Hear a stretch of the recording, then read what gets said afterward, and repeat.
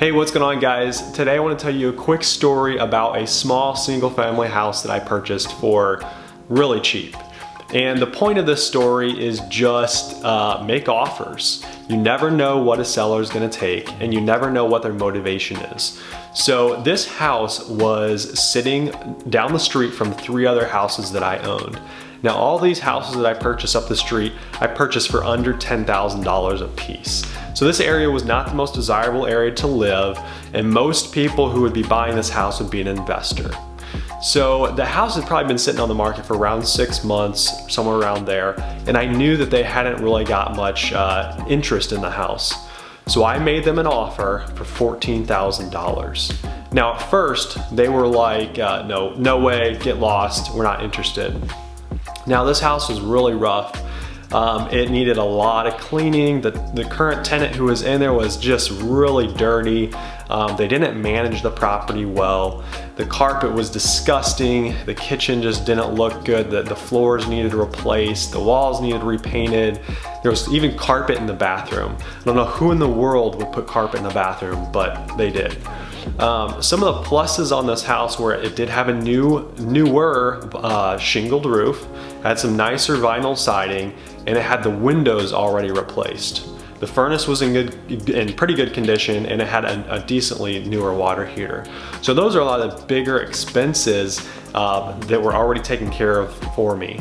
So when I went in this house, even though it was a disaster and gross, I knew that really it wasn't going to take a ton of money for me to get it fixed up and re-rented at a higher market rent.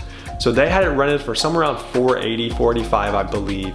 And I knew that I could rent that at least for $550, probably up to $650. Some of my houses up the street were renting for around that. So I went ahead and made them an offer for $14,000. And again, they said, get lost. We're not taking that big of a hit. But I'm like, that's fine. Numbers are numbers. That's my number. If you guys change your mind, call me.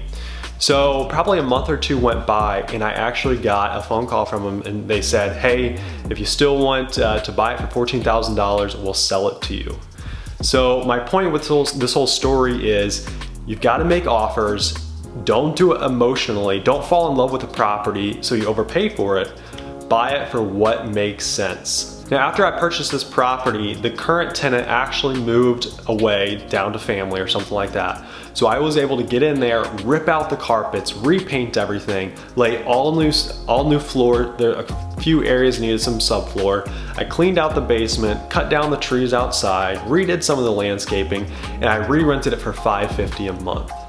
So that was really a great little house. I think I put about $5,000 into it.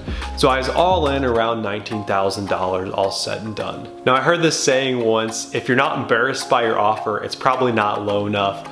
And there's probably some truth to that. But again, if you're buying a house for your personal residence, it's okay to be a little more emotional about that property, and you can pay a little bit more. But when it comes to investment properties, it's all about the numbers. That's all that matters. So anyways, guys, thanks for watching. Hope you enjoyed the video, and we'll talk to you in the next one.